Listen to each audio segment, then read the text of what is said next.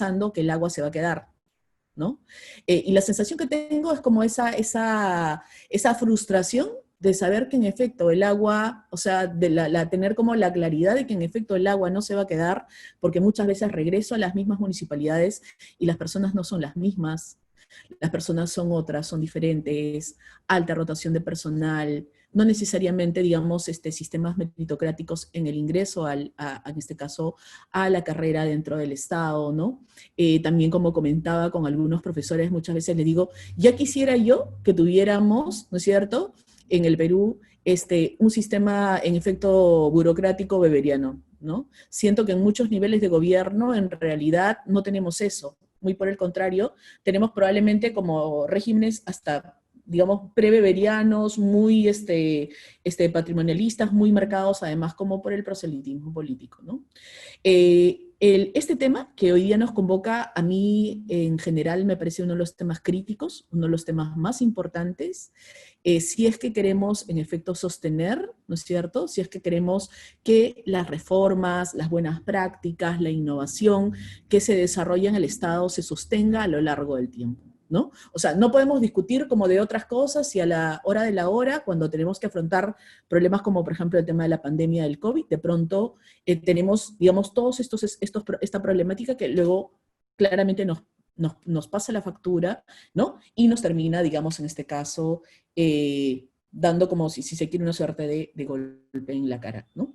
Entonces, para discutir sobre los retos de la reforma del empleo público, sobre los desafíos que, digamos, nos plantea esta reforma que, digamos, es una reforma crítica para el país, hoy día tenemos, digamos, a nuestros panelistas, que además me encanta porque vienen como de diferentes canteras, ¿no es cierto? Tenemos por un lado a Raúl Gutiérrez. Raúl es asesor principal del presidente de la Comisión de Trabajo y Seguridad Social del Congreso, es abogado de la Universidad Católica, máster en Derecho Parlamentario de la Universidad Complutense de Madrid, magíster en Derecho Constitucional de la Universidad Nacional Mayor de San Marcos y profesor en la Escuela de Posgrado de la UPC, ¿no? Entonces, Raúl viene, de alguna forma, con la voz desde el legislativo, ¿no? Tenemos también a Juan José Martínez, ¿no? Juan José es presidente de la Autoridad Nacional del Servicio Civil, abogado de la Universidad Católica, magíster en Derecho de la New York University, tiene un diploma en Economía de la Universidad Católica, asesor legal con 20 años de experiencia en la asesoría de entidades del sector público, privado, y también de la cooperación internacional, ¿no? Entonces, Juan José, de alguna forma, en esta tarde-noche, ¿no es cierto?, está representando al Poder Ejecutivo. Mercedes Giacobello es licenciada en Economía de la Universidad de Buenos Aires, bachiller en Derecho de la misma universidad, graduada del programa de Formación de Administradores Gubernamentales del INAP en Argentina, máster en Gestión de Recursos Humanos por la Universidad de Illinois, at Urbana-Champaign, es consultora internacional en gestión de recursos humanos y ha colaborado con el CAF, con el BID, en la coordinación de proyectos de seguimiento de los servicios civiles de América Latina y el Caribe. Mercedes viene, digamos, en este caso, a traernos la mirada, ¿no es cierto?, de, en este caso, cómo se está desarrollando esta reforma en otros países en la región latinoamericana. También contamos en esta noche, ¿no es cierto?, con Juan Carlos Cortázar. Juan Carlos es licenciado en Sociología de la Universidad Católica, tiene estudios completos de doctorado en Management Public Sector, en la London School of Economics and Political Science, es magíster en Gestión y Políticas Públicas de la Universidad de Chile, y ha sido además especialista líder de modernización del Estado del Banco Interamericano de Desarrollo, entre el 2003 y el 2018 a cargo del diseño y ejecución de programas de desarrollo institucional para gobiernos de varios países de la región, ¿no? Juan Carlos además es, digamos, ya desde el ciclo pasado, docente de la maestría de gobierno de la Universidad Católica, ¿no? Entonces, nada, yo les quiero dar a ellos la bienvenida, ¿no? Pueden activar, de pronto pueden activar, saben que ustedes tienen aquí una reacción y pueden activar lo de la reacción para darle la bienvenida a este panel, ¿no? Voy a empezar entonces con las preguntas, ¿no? Para entrar en materia. Y la primera pregunta de la noche es para Raúl, ¿no es cierto? Raúl, vamos a organizarnos bajo una lógica de tres rondas de las preguntas, ¿no? Para entrar en materia. Y la primera, espérense un minuto, creo que he tenido como es para Raúl, ¿no es cierto? Raúl, vamos a organizarnos bajo una lógica de tres rondas de las preguntas, ¿no? Para entrar en materia. Y la primera, Espérense un minuto, creo que he tenido como... Es para Raúl, ¿no es cierto? Raúl, vamos a organizarnos bajo una lógica de empezar en rondas de las preguntas, ¿no? Para entrar en materia. Y la primera... Espérense un minuto, creo que he tenido como...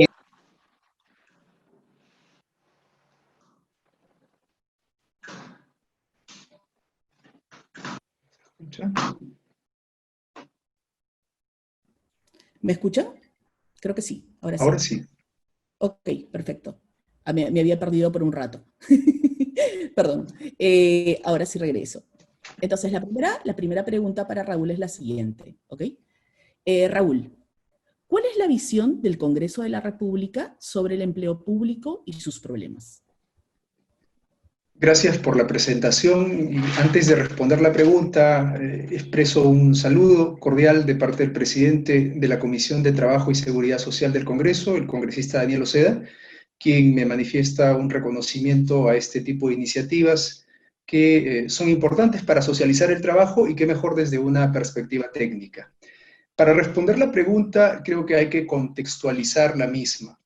El Congreso es, por principio, un receptor inmediato de la problemática laboral. Si miramos las propias campañas electorales, vamos a ver que en la totalidad de los programas de gobierno de los diferentes partidos existen reformas en materia laboral, y con un especial énfasis en la protección y reivindicación de derechos de los trabajadores. En ese sentido, este punto fundamental que evidentemente convoca el empleo público se refleja en sus tres funciones principales. Miramos la función de fiscalización y existe una cantidad apreciable de pedidos de información, de pedidos de acciones correctivas a las entidades públicas relacionadas con la afectación de derechos laborales y también con la viabilización de algunas modificaciones normativas que son competencia del Poder Ejecutivo.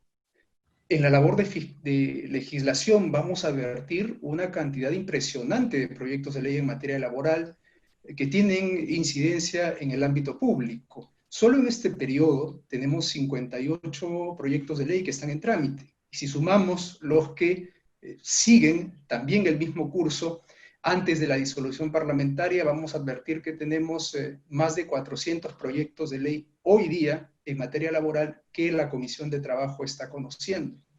Y finalmente, en el ámbito de la representación, que creo que es lo más importante para dar respuesta a la visión que puede tener el Parlamento con relación a este tema, vamos a ver que los parlamentarios, los grupos políticos, permanentemente están en comunicación con los representantes de los trabajadores y de los trabajadores públicos en mayor medida.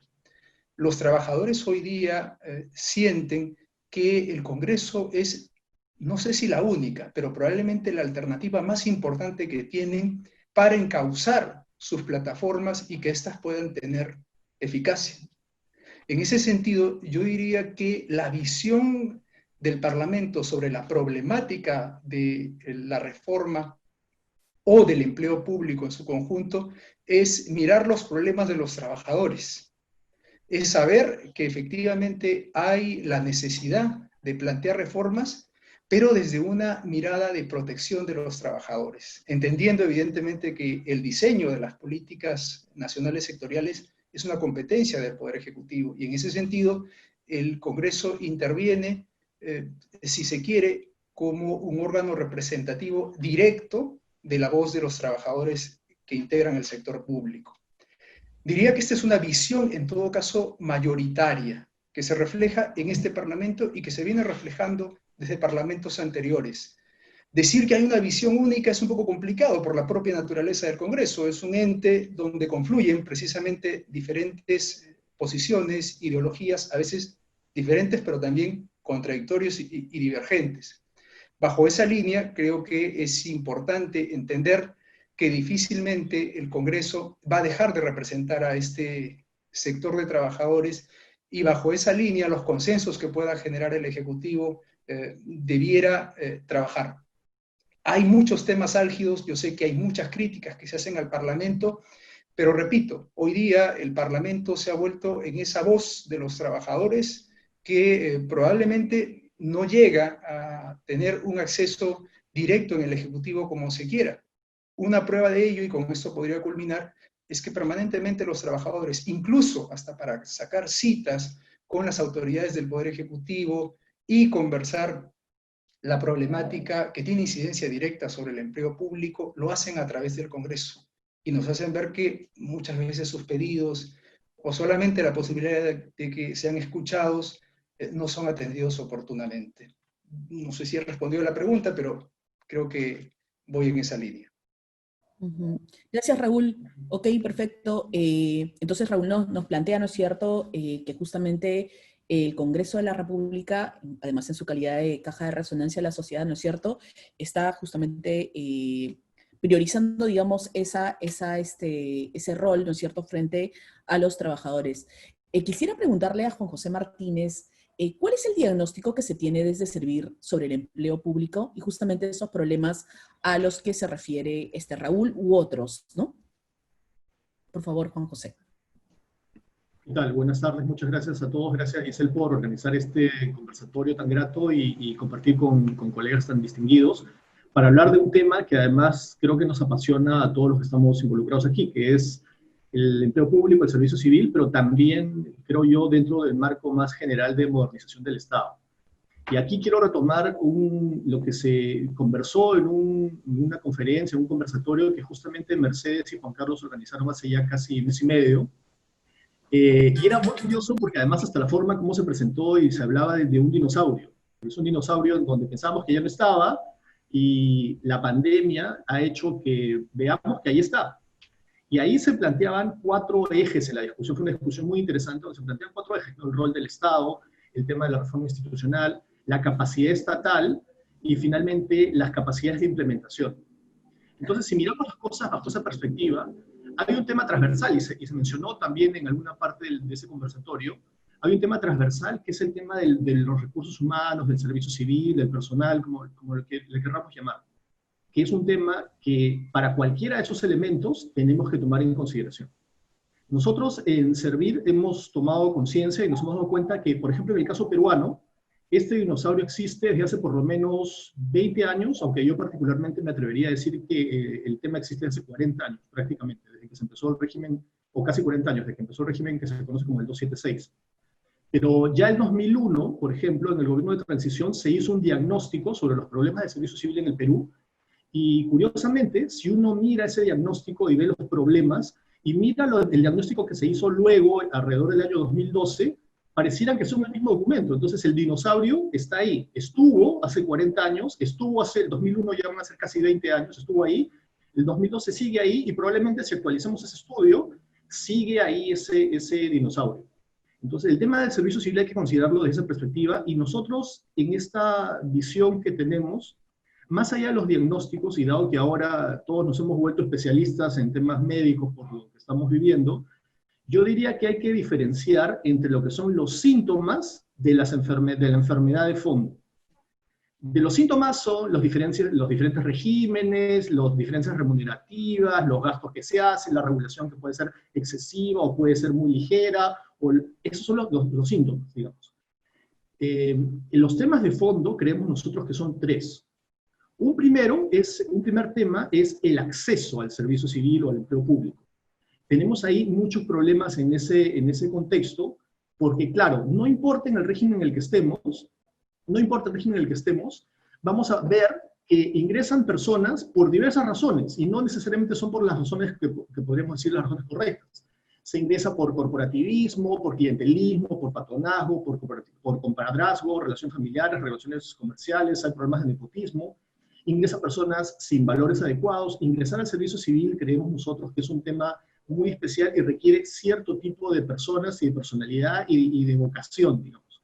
Además, ingresan personas sin conocimientos necesarios, sin los conocimientos requeridos, y eso es un problema que además se enfatiza o se agudiza no solamente por las reglas que ya existen, y en esa situación muchas reglas no se cumplen, sino que además desde el lado legislativo vienen propuestas en donde esto que ya entró, que ya ingresó, o este grupo de personas que ya ingresó, se les quiere dar una estabilidad, se les quiere poner en una situación pétrea que al final no nos va a permitir y vamos a seguir teniendo ese problema de ingreso de personal. O desde el lado judicial, donde hay medidas judiciales o órdenes judiciales que terminan teniendo el mismo efecto. Entonces, un primer problema es el tema del acceso, cómo está ingresando las personas al servicio civil. El segundo problema es que en el servicio civil no existe un sistema de incentivos propiamente dicho. Incentivos ni positivos ni negativos, lo cual genera, y no hay gestión de desempeño o de rendimiento tampoco efectiva. Esto genera que, digamos, no haya formas de medir a las personas o de premiarlas o de castigarlas si es que no realizan sus labores de manera adecuada. Entonces, eso genera, digamos, mayor burocratización, falta de innovación, falta de orientación a resultados, que son cosas que justamente enfocamos mucho. Y hay un tercer problema de fondo, hay un grupo de sujetos que entraron al servicio civil o al empleo público, que son personas que de ninguna manera debieron haber ingresado. Son casos críticos. Son estos casos donde el rendimiento es absolutamente deficiente y están ahí, o personas que son muy proclives a la corrupción y están ahí, y ese es un tercer problema grande de fondo que es el que hay que enfrentar. Y hay que enfrentarlo de diversas maneras, eso seguramente lo vamos a ver más adelante. Hay que enfrentar este tema de diversas maneras, no solamente jugar todo a una gran reforma y un gran régimen, ese, digamos, puede ser una de las estrategias. Pero hay otros elementos que hay que tomar en cuenta para enfrentar estos problemas que, como digo, son transversales. Acá no importa si estamos hablando de personal en 276, 728, en el nuevo régimen, en mi caso, si estamos hablando de locadores. Son problemas que creo que son transversales y que desde el lado de servir los estamos mirando así. Creo que por el momento me quedo por aquí. Ok, muchas gracias, Juan José. Juan José nos comenta que nos ha, digamos, puesto en agenda, digamos, cuáles son los problemas dentro del Perú, ¿no es cierto? El tema del acceso al empleo público, también el rol que está jugando el Poder Judicial en ese tema, el tema del esquema de incentivos, ¿no es cierto? Y también de pronto realmente mecanismos para el desvinculamiento vinculado a personas vinculadas a casos de corrupción. Quisiera preguntarle a Mercedes, en el contexto latinoamericano, Mercedes, ¿cuáles son los problemas del empleo público? ¿Son estos mismos? ¿Hay otros? Digamos, ¿cuáles son los matices? Bueno, primero comparto el agradecimiento que mis colegas ya han manifestado. Gracias por la invitación. Y en relación con el tema regional, por supuesto que mi aporte va a venir más desde ese lado, porque nadie mejor que mis colegas que acaban de expresar su visión para hablar sobre el caso peruano en particular, que lo están llevando ustedes. La primera cuestión a decir es, estos problemas que mencionaron recién son comunes a la región. No es para traer un mensaje de mal de muchos, consuelo de tontos, sino para saber que estamos en un contexto que estructuralmente trae una tradición de patrimonialismo que es muy difícil de superar, con lo cual sabemos que estamos en ese contexto. Es importante tener en cuenta dónde estamos parados. Sin embargo, si uno mira la región, por un lado, no es todo lo mismo, no es que la situación es exactamente igual en todos lados, ni siquiera dentro de cada país. Eso es lo que vimos haciendo un diagnóstico sistemático de los servicios civiles en estudios comparados muy detallados y con una metodología muy rigurosa de preguntarnos lo mismo en todos los países. Lo que vimos fue que en ese periodo que recién comentaba, ¿no?, entre principios de los 2000 y mediados de los 2010, como hasta la mitad de la segunda década de este siglo, hubo un gran esfuerzo de los países en general en América Latina por superar esto, porque todos coincidimos que es una gran traba, que las capacidades al interior de las administraciones públicas son un problema. Cuando nos reunimos para hablar de salud, terminamos hablando de las capacidades médicos y enfermeras. Cuando hablamos de los desafíos en educación, hablamos de las competencias que pueden tener las personas que conforman los equipos en los colegios, y así en cada una de las áreas de política. Entonces hay una cuestión transversal de recursos humanos que es para toda política pública y que ahora se ha quedado como en una evidencia brutal con esta pandemia que ha golpeado al planeta mismo, pero que la nueva normalidad tendrá que superar las viejas anormalidades, porque la realidad es que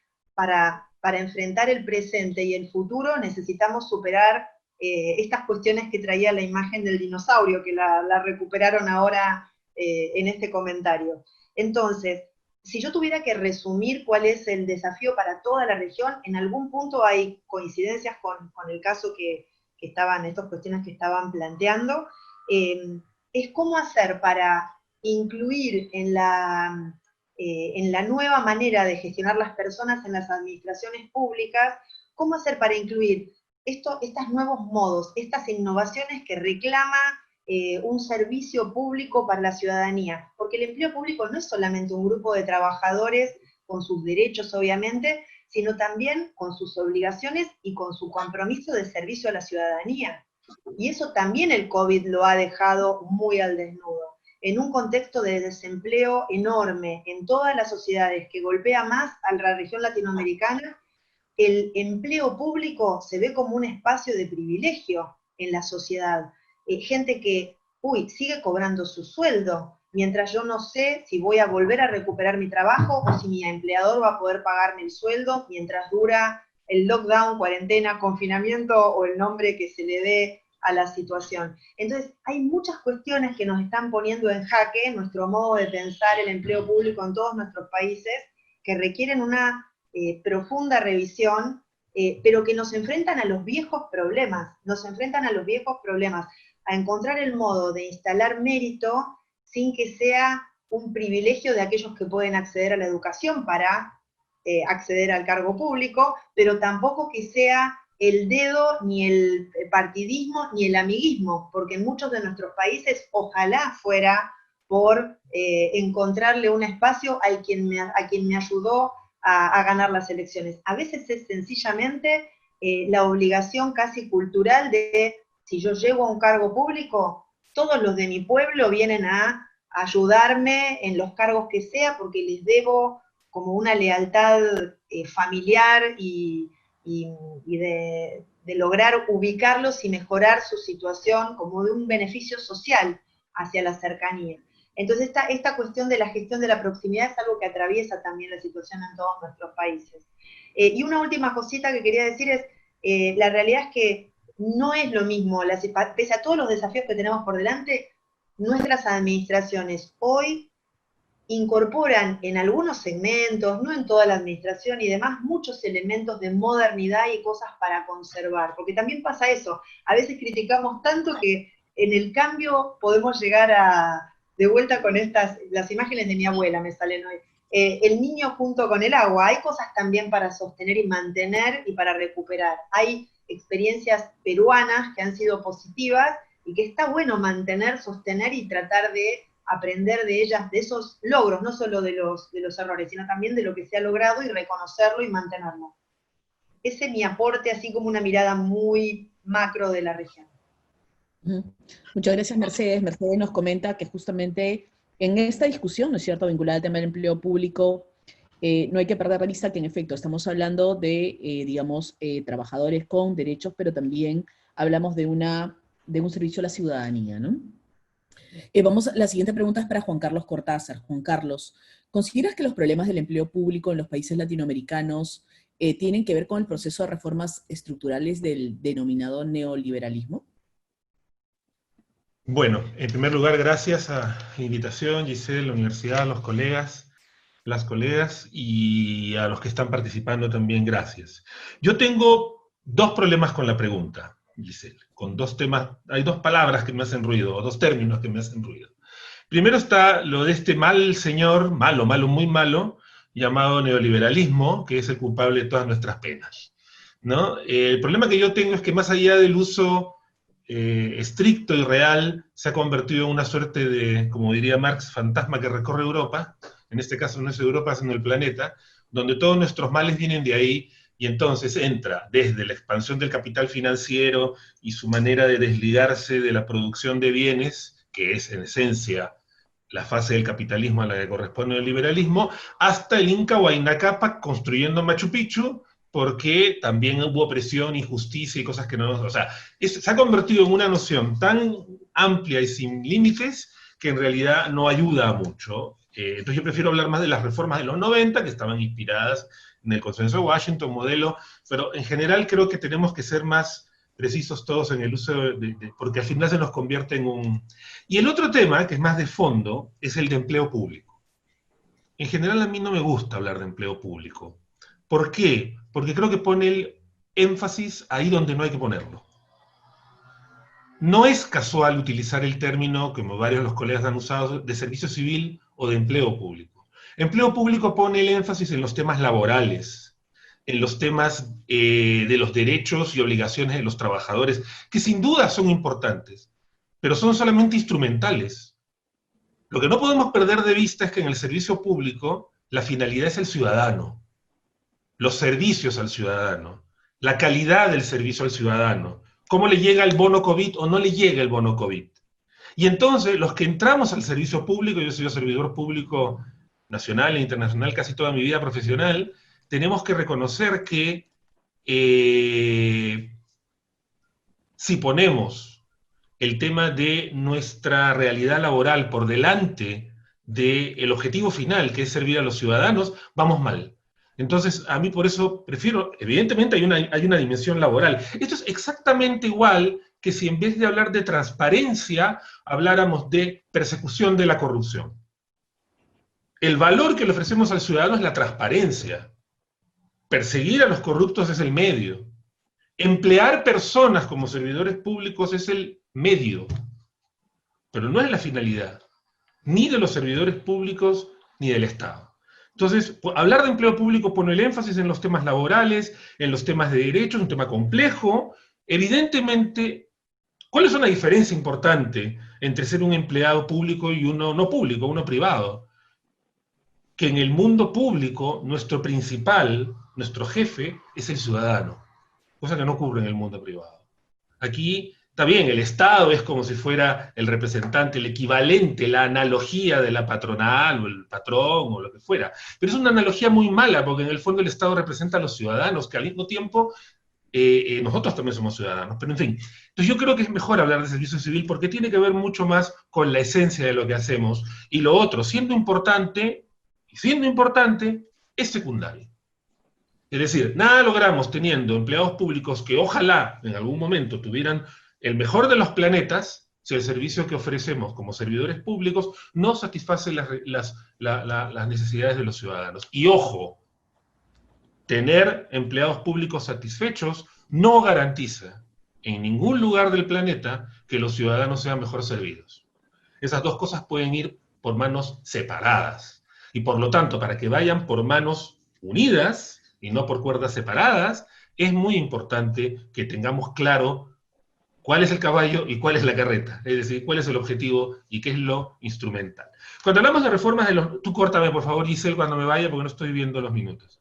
Cuando hablamos de reformas de los 90, estas vinculadas al neoliberalismo, lo que se quiera, estamos hablando básicamente de la reforma de los 90. La reforma de los 90 fueron reformas muy centradas en el problema de la capacidad del Estado para hacer políticas públicas, y muy a partir de una presión fiscal importante, es decir, había que ahorrar, ¿no? Crisis fiscal, crisis del petróleo, 70s, 80s, las reformas en el marco del consenso de Washington y todo esto, y la ideología más neoliberal, básicamente plantean estados más chicos.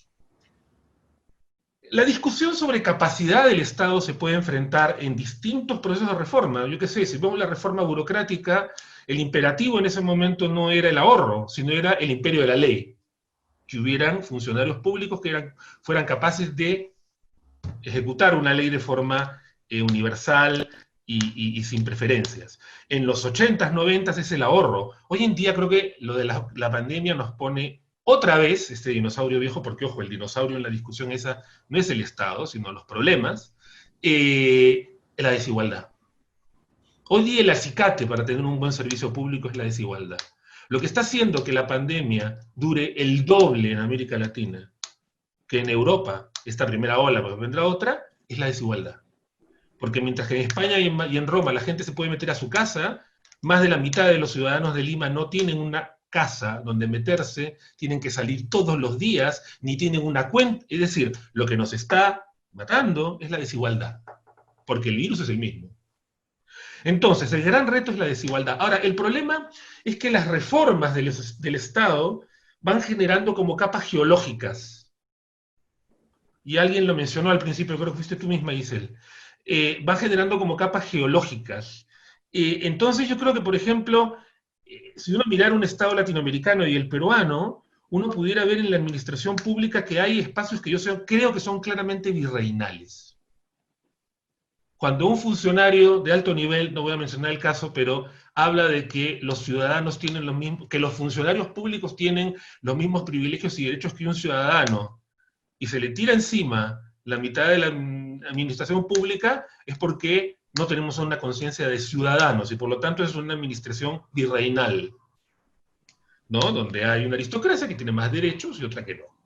Tenemos partes de la administración pública que es burocrática, en el sentido sociológico del término, no peyorativo, y tenemos también la deficiencia, que fueron esas que básicamente se generaron, no solo en el Perú, en muchos países, ¿no, Mercedes?, a partir de las reformas de los 90. Entonces, el problema es que cada reforma va dejando como, es decir, tenemos un sedimento de distintos problemas y cosas. Ahora, todas estas reformas, y en particular la que tiene que ver con el servicio civil, enfrentan el problema de la capacidad del Estado. Creo que lo de la pandemia nos ha puesto claramente, como dice una amiga, mucho ha desnudado. Es como que estábamos en la playa, vino una ola, dice mi amiga, ¿no? Y nos bajó el bañador, y nos quedamos todos así, medio como Dios nos mandó al mundo, y nos dimos cuenta que el Estado, por ejemplo, repartir un bono es un gran problema. Y perdonen, repartir un bono es complejo, pero no es un viaje a Venus, ¿no? Y entonces, resulta que en el Perú la gente no tiene, la mayor parte de la gente no tiene cuenta bancaria. Hay países donde la bancarización es mayor. Entonces son problemas básicos que tienen que ver con estas distintas capas donde hay sectores de la sociedad y del Estado muy modernos y sectores del Estado que son, yo qué sé, un orfanato virreinal, ¿no? Entonces, en esa heterogeneidad es muy complicado trabajar. Y además hay que tener en cuenta que el Estado es la corporación más compleja de cualquier país. Tomen cualquier corporación, Samsung, grandes, la de Steve Jobs, Apple, sí, produce computadoras, esto y lo otro, Samsung, el Estado produce desde atención de salud hasta hacer la guerra, hasta cuidar a los presos, a los niños, que los jueces hagan justicia. Es la corporación más grande y más compleja. O sea, definitivamente es muy difícil que la capacidad de hacer políticas sea algo tan fácil de resolver. Ahora, para terminar, creo que hay una tensión fuerte en todas estas reformas. La de los 90, las anteriores, ¿no? Y las que vengan, o las que tratemos de hacer ahora, que es esta tensión entre capacidad y alcance.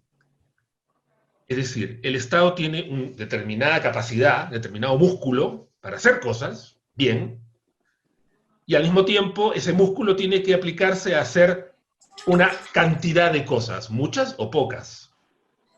La mayor parte de estados latinoamericanos, y el Perú es una muy buena muestra de eso, tiene baja capacidad y un alcance enorme.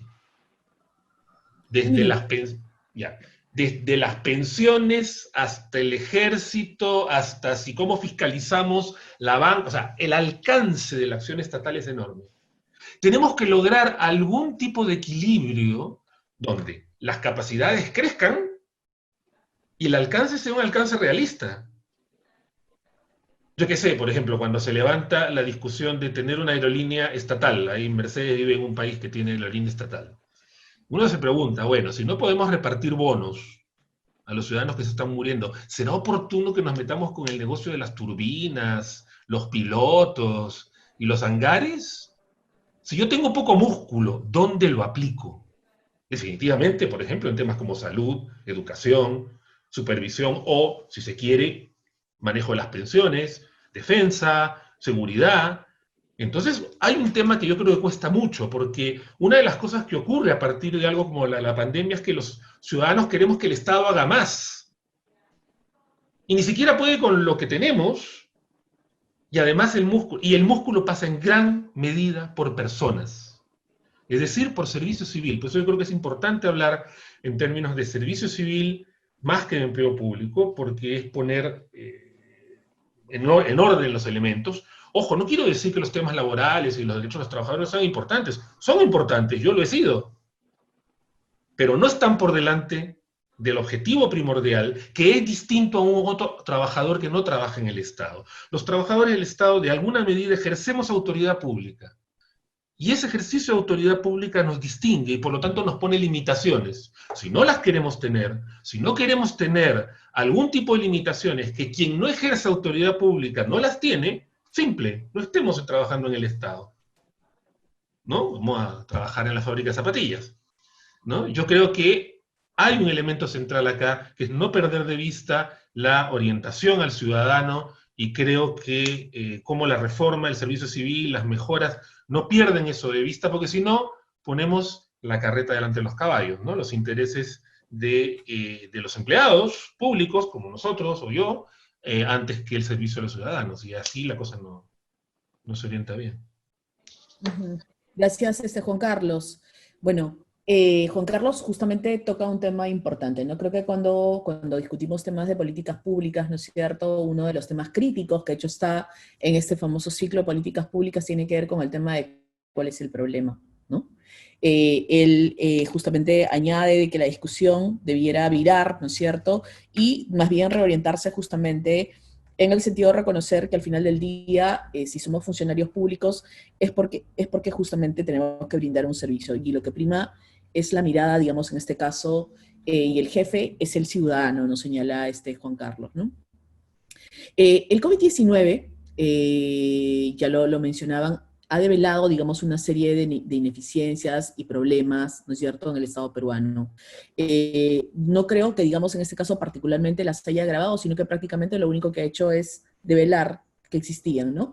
Ha develado, como decía Juan Carlos, que en efecto muchas personas, por ejemplo en Lima Metropolitana, no viven siquiera en un espacio que tenga de pronto de repente un cuarto y una cocina, sino que muchas veces podemos encontrar hogares de 5 personas que viven en una sola habitación, ¿no? Entonces el pedirles distancia social, claramente, digamos, cuando una de las personas de este grupo, de este hogar, se ha contagiado, digamos, digamos, pedirle prácticamente algo que es imposible, ¿no? Un grupo de hogares también en el Perú no tenía, digamos, refrigeradora. De hecho, era mayor el número de hogares que tenía en este caso acceso a una televisión que en este caso una refrigeradora, ¿no?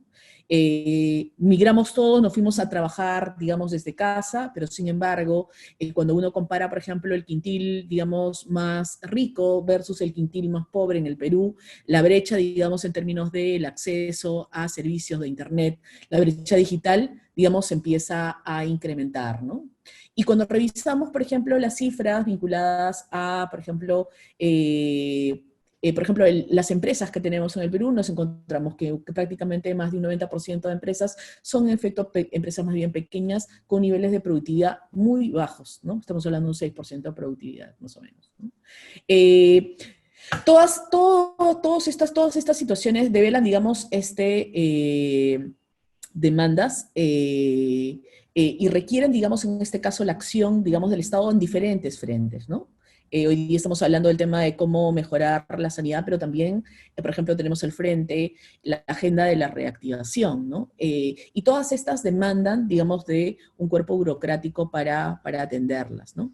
Entonces, todas, digamos, teniendo en cuenta todos estos temas, pero que también, digamos, justamente el darnos cuenta de que ha sido difícil, digamos, llevar tan solo un bono, digamos, a los hogares más necesitados, la pregunta es, ¿cuál sería, digamos, en este caso, el camino que debe seguirse para promover, en este caso, la mejora, tomando lo que decía Juan Carlos, la mejora del servicio civil, ¿no?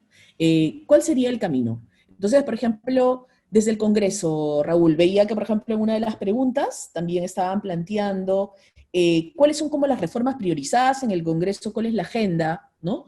¿Cuál es el camino que debe seguirse para mejorar la reforma del servicio civil? Gracias por la pregunta.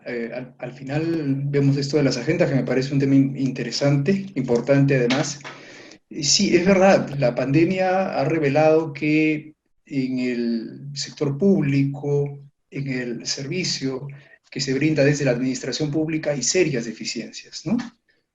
1.400.000 trabajadores y seguramente la mayoría con problemas para cumplir sus funciones elementales, como son, por ejemplo, las que acaban de referir ustedes. Pero también es verdad que no existe, creo todavía a la fecha, una cultura arraigada de compromiso general en toda la administración pública y las entidades que la componen por garantizar un servicio público uniforme y meritocrático, ¿no?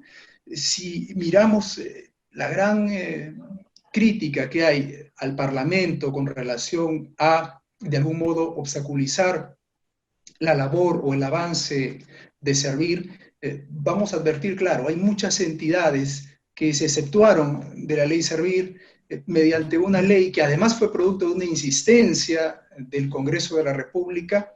Vamos a ver cuál es el origen, y el origen muchas veces es que los propios titulares de las entidades, liderando a sus trabajadores, son los que terminaron promoviendo estas normas, ¿no? Me refiero, por ejemplo, al BCR, a la Superintendencia de Banca y Seguros, al propio Congreso, el Poder Judicial. Recuerdo, es más, que en su oportunidad, luego de que se insiste con la norma que determina que los trabajadores del Poder Judicial pues, no están comprendidos en la ley Servir, se hace una ceremonia pública y participa el presidente de ese entonces, donde además le hacen un homenaje por haber hecho este logro, ¿no? Hoy día también en trámite existe lo propio con el caso de los trabajadores de la SUNAT, con el caso de la Contraloría General de la República. Hay un tema que está prácticamente en agenda. Entonces creo que es cierto que falta, yo creo, un compromiso generalizado de parte de toda la administración pública. Tengo entendido que son casi 500 entidades las que ya manifestaron su voluntad de incorporarse a la norma, han iniciado el proceso, pero las que han culminado pues es una cifra muy reducida. Tengo entendido que son 7, si no me corrige el presidente ejecutivo de Servir. En ese camino yo creo que es importante dos cosas. Por un lado, entender que hay que respetar las competencias que le corresponde tanto al Poder Ejecutivo como al Congreso y las entidades de control, pero también generar consenso, generar concertación. Repito, el Congreso difícilmente va a cambiar la dirección que ha asumido con relación a la reforma del empleo público. Yo sé que el fin, como manifestaba el último ponente, es el ciudadano, es generar un servicio público eficiente, pero es inevitable mirar que hay derechos laborales que garantizar, que hay precariedad laboral en el sector público. O sea, te habla una persona que permanentemente recibe pedidos, citas, exigencias, no solo de gremios o representantes de estos, sino de los propios trabajadores, ¿no? O sea, un trabajador del Estado que tiene que estar preocupado porque le tengan que renovar su contrato cada 2 meses o cada mes, evidentemente no va a cumplir su labor en los términos deseables, ¿no? Siempre va a tener deficiencias, y seguramente una de las causas de esas deficiencias es, yo creo que en un porcentaje importante, esa falta de estabilidad o esa precariedad en la que se encuentra desarrollando la labor. Ahora bien, en el Congreso actualmente existen un importante número de proyectos de ley que están vinculados con la reforma del empleo público. No tenemos mucho espacio para abordar cada uno de ellos, pero sí creo que hay 2 proyectos de ley importantes y que es necesario definir. Empiezo de repente con el más sencillo, sobre el cual se puede llegar a un consenso, que es la nueva ley del teletrabajo, ¿no? Es verdad que en este periodo el Ejecutivo emitió en su oportunidad el decreto de urgencia 026, ¿no? Donde ya se establecieron algunas medidas para finalmente posibilitar que las entidades públicas inicien el trabajo remoto, y en este sentido el Congreso cumplió un rol importante, que es aprobar la delegación de facultades legislativas al Ejecutivo, que terminaron en la emisión del decreto legislativo 1505, que también siguió esa línea, ¿no? De establecer medidas para posibilitar el trabajo remoto, pero además también medidas de protección para los trabajadores. Ya luego de esto se han implementado desde el Ejecutivo lineamientos, guías operativas que se vienen aplicando, pero la realidad es que tenemos una ley de teletrabajo que ha sido aprobada ya hace muchos años, que ha sido reglamentada, pero que se dio en un contexto que claramente está desfasado, ¿no? Nadie se imaginaba la situación que estamos viviendo hoy, y en ese sentido hay un proyecto de ley en el Congreso que, además de dejar sin efecto esta regulación que ya existe, establece nuevos lineamientos a el trabajo remoto. Y creo que lo importante de esta propuesta es que se establece en uno de sus considerandos que debe haber una comisión multisectorial que va a integrarla en su oportunidad Servir, CONADIS, el Ministerio de Economía, ¿no? Para llegar a una norma que esté socializada y que tenga una vista ciertamente plural para que tenga el efecto que se espera. yo creo que eso por un lado, hay que darle importancia a ese tipo de regulación. Y por otro lado, sí, un tema que es más álgido es la definición de la ley de negociación colectiva en el sector público, ¿no? Este tema, como ustedes bien saben, se generó a propósito de un pronunciamiento que emitió el Tribunal Constitucional ya hace algunos años, donde determinó que ese artículo 6 de la ley de presupuesto, en realidad de varias leyes de presupuesto, era inconstitucional en la medida en que establecía una prohibición con relación a que mediante negociación colectiva no se podían hacer incrementos salariales, ¿no?, de los trabajadores del Estado. Entonces, le exhortó al Congreso en un periodo de 2 años a que el Congreso emita la norma. El Congreso dictaminó el proyecto de ley, finalmente este fue aprobado, se remitió la autógrafa al Ejecutivo y el Ejecutivo observó la norma, pero no solo la observó, sino además presentó su nuevo proyecto de ley. Y este nuevo proyecto de ley estaba a la par de una insistencia que se estaba gestando en la Comisión de Trabajo, ¿no? Se disuelve el Congreso y el tema queda en suspenso. Sin embargo, durante el interregno parlamentario, el Ejecutivo termina emitiendo un decreto de urgencia, que es el famoso 014, donde aprueba una ley de negociación colectiva para el sector público, que diríamos, bueno, el tema se zanjó. Yo creo que no, porque recordemos que está pendiente el control constitucional de esa regulación que se emitió durante el interregno parlamentario, y esta norma ya está hoy día en la Comisión de Trabajo. Por acuerdo de la mesa directiva se ha determinado que sean las comisiones, por razón de las materias, las que dictaminen, y allí incluso se puede determinar que la norma se vaya a derogar.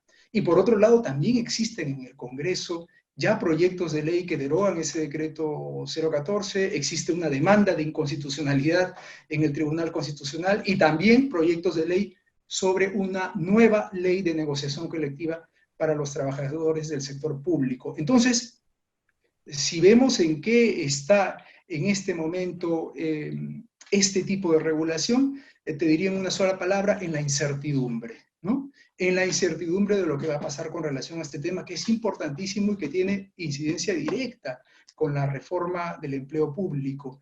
Desde la Comisión de Trabajo hay apertura para trabajar este asunto con todos los sectores involucrados. El presidente ejecutivo de Servir no solo ha tenido ocasión de reunirse directamente con el presidente, sino además ha tenido ocasión de exponer en la comisión. Yo creo que este tema, de todos modos, exige que haya un consenso de todas las voces involucradas en la materia, donde los trabajadores, por supuesto, que van a tener que no solo ceder, sino también ser escuchados, ¿no? Y con eso termino. Seguramente el cuestionamiento más problemático es que, claro, genera gasto, y los congresistas no tienen iniciativa de gasto, pero tenemos una sentencia del Tribunal Constitucional que ha declarado que es necesario que exista este tipo de regulación. El punto central más discutible es este famoso informe económico financiero que debe emitir el Ministerio de Economía para que finalmente la negociación colectiva tenga eficacia. Eso es cierto, finalmente los derechos sociales son programáticos, pero no hay que descuidar en ningún sentido que estamos hablando de un derecho constitucional y con incidencia directa en un principio reconocido además en tratados internacionales, como es el de progresividad de los derechos sociales, donde el ámbito laboral cumple un rol central. Gracias, Raúl. Nada, nos traes otro tema, digamos. Yo creo que Juan José está tomando nota también de los temas que estás planteando. Lo interesante de lo que estás planteando es que, digamos, la Comisión de Trabajo, digamos, tiene apertura a que estos temas sean discutidos. Habida cuenta que probablemente no, entre ambos, digamos, entre los dos lados del péndulo tengamos que buscar, digamos, algunos puntos de encuentro, ¿no? Juan José, una de los participantes en este caso, en este Zoom, señala, dice: ¿la reforma del servicio civil ha pasado a ser una capa geológica más? Creo que está justamente aludiendo a esto que decía Juan Carlos. Entonces, ¿cuáles son los avances de la reforma? ¿Cuál es el camino a seguir? ¿Qué hacer con relación a digamos, a esta dificultad que hay con relación al tema de la negociación colectiva? Digamos, ¿cuáles son como las diferentes aristas en términos de la agenda a futuro? Muy bien, sí, gracias. Yo acá quiero enganchar con los comentarios que han hecho Juan Carlos y Raúl. Primero con lo que ha dicho Juan Carlos. Efectivamente, cuando regulamos estos temas, y en puridad deberíamos hablar de servicio civil, hay que tomar en cuenta y poner delante de todos al ciudadano y el servicio al ciudadano. Cuando se discuten este tipo de situaciones, y tiene que ver con las normas que se han estado promoviendo o que se están discutiendo, que tiene que ver con la norma de negociación colectiva, que es el 014 o el 016, nos olvidamos que normalmente solemos olvidar de que esta es una mesa de tres partes, o de tres grupos. En el sector privado tenemos al lado empleador y los trabajadores, pero en el sector público tenemos a los servidores, tenemos a las entidades y a sus titulares, que son los empleadores, pero nos olvidamos que el principal es el ciudadano. Y normalmente regulamos sin tomar en consideración eso. Ese es un tema primordial que desde Servir lo queremos rescatar. Ahora, respecto a los problemas que efectivamente son básicamente, y lo ha dicho también Juan Carlos, el tema de la grasa y el tema del músculo, pasa por necesariamente mejorar o reforzar el servicio civil. O sea, ¿cómo convertimos esa grasa en músculo? Mejorando el servicio civil. Desde esa perspectiva, en mi entidad tenemos, digamos, una doble visión. Por un lado, se ha hablado mucho, y mi entidad trabajó mucho el tema desde la propuesta de esta ley de servicio civil, y se enfocó en ese tema. Ese es un proceso que tiene que seguir. No es una capa geológica más que se va a adicionar, sino es un proceso que, como lo comentarán después seguramente los comentaristas internacionales, verán que en otros lugares son procesos que han sido largos, son complejos, tienen idas y venidas. Pero en paralelo, lo que nosotros queremos hacer como otra pata, digamos, en la estrategia de Servir, es enfrentar estos problemas de los que hemos hablado. El tema de cómo se ingresa, el tema de los incentivos, el tema del personal que no debería estar necesariamente por problemas de corrupción, por problemas de desempeño grave o de muy mal desempeño. Ese tipo de cosas se pueden enfrentar hoy. Y el tema en el Perú del servicio civil se ha enfocado mucho a la ley del servicio civil, a tal punto que se habla de la ley Servir. Y ahí tenemos una gran deuda en comunicar, en instruir, de que una cosa es el nuevo régimen del servicio civil y otra cosa es esta regulación que existe sobre el sistema administrativo de recursos humanos. Ahí, esa es la otra pata a la que me refería. Tenemos que enfatizar de Servir, y ese es el énfasis que estamos poniendo ahora, en ese rol regulador transversal a todas las reglas de recursos humanos.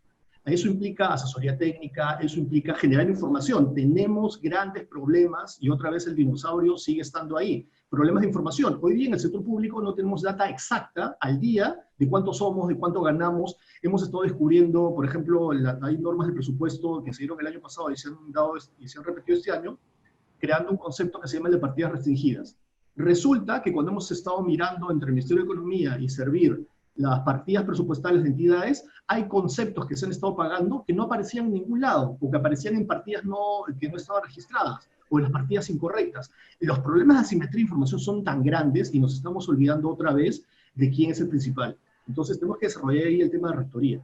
El tema de las normas que ha planteado, y el 014 y el 016 han sido propuestos por Servir y planteados por Servir, simplemente lo que buscan es ordenar parte de elementos clave, fundamentales en la estructura de los recursos humanos en el sector público. Uno ataca los temas de incentivos que tienen que ver con la parte remunerativa, y el otro ataca el tema del ingreso y las reposiciones y la forma como está actuando el Poder Judicial. Y hemos estado ahí, nuestro eje ahí ha sido mirar al ciudadano, la primacía del ciudadano. El ciudadano tiene derecho a lo que llaman una buena administración, a poder organizar mejor, que las entidades públicas se organicen mejor. Esa ha sido la idea y esos son los mecanismos que tenemos. No solamente jugarnos todo a este nuevo régimen del servicio civil, sino enfatizar rectoría. Rectoría son reglas, son normas, es asistencia técnica, también es supervisión. Hay muchísimos casos, por ejemplo, siempre recibimos comentarios de los concursos CAS. Se habla mucho y se comenta mucho y se plantean denuncias, y nosotros estamos incidiendo ahora más en ese tema, de cómo estos concursos en muchos casos no son reales concursos. Eso ataca, eso tiene que ver, y es una manifestación del primer problema, como decía al comienzo de mi primera intervención. Más allá de que estemos hablando de un nuevo régimen, o más allá de que nos juguemos todo un nuevo régimen, aún en el sistema complejo, y hay que priorizar porque no se va a hacer todo a la vez, hay que enfrentar ese problema de cómo está accediendo las personas al servicio civil. Y el otro tema es el tema de incentivos. La parte remunerativa es fundamental, probablemente sea uno de los incentivos principales que mueven a las personas, el tema de cómo se les remunera o cómo se les paga. En el tema de negociación colectiva, por ejemplo, lo que el Tribunal Constitucional ha señalado es que lo que es inconstitucional es la prohibición absoluta y permanente. ¿Eso qué significa? Que no pueden haber normas que digan que no se negocia nada nunca de manera permanente. Pero el propio Tribunal Constitucional ha dicho que sí se debe regular el tema de negociación colectiva, engancharlo con los principios presupuestarios, y adicionalmente la norma que se ha dado engancha y crea un tipo de cláusulas, hay las cláusulas económicas, las no económicas, y las de productividad, que lo que buscan, por ejemplo, es alinear a los servidores con la entidad, con las prioridades hacia el ciudadano. Por ejemplo, se puede establecer una cláusula o una condición en la cual se gana un determinado bono que va a ser un beneficio para los servidores, pero que esté asociado, por ejemplo, a mayor productividad, mejor servicio, mejor ejecución presupuestal, innovación. Ese tipo de situaciones es las que se quieren promover en este contexto. Y además también hay que decir claramente que esto cumple los estándares establecidos tanto por el Tribunal Constitucional como por la OIT. La OIT ha tenido varios casos, y de hecho hay un caso en donde Perú fue denunciado ante el Comité de Libertad Sindical, en donde se establece la posibilidad de establecer bandas de negociación, y eso es lo que va a determinar justamente este informe económico-financiero del Ministerio de Economía.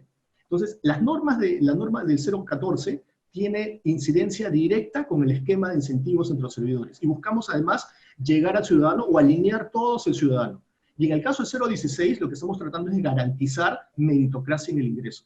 Esos son, digamos, los grandes ejes. No jugar todo a la Ley de Servicio Civil y al nuevo régimen, sino enfatizar otra vez rectoría, información, supervisión, generación de estándares, mejorar procesos en el tema de recursos humanos. Esos temas, digamos que por una buena cantidad de años han sido parte de la agenda pendiente que tenemos que enfrentar en nuestro país, si es que queremos generar, o queremos que haya menos grasa y generar más músculo. Eso al final genera mayor capacidad estatal, o mejor capacidad estatal. Gracias, Juan José. Mercedes y Juan Carlos. Yo recuerdo que no sé cuántos años han pasado, pero por lo menos creo que más de 5. Recuerdo aquel evento en el que nos encontramos y recuerdo que se había hecho una medición, no sé si ustedes recuerdan, y era como una medición para ver dónde andaba, ¿no es cierto?, la reforma del servicio civil en el Perú.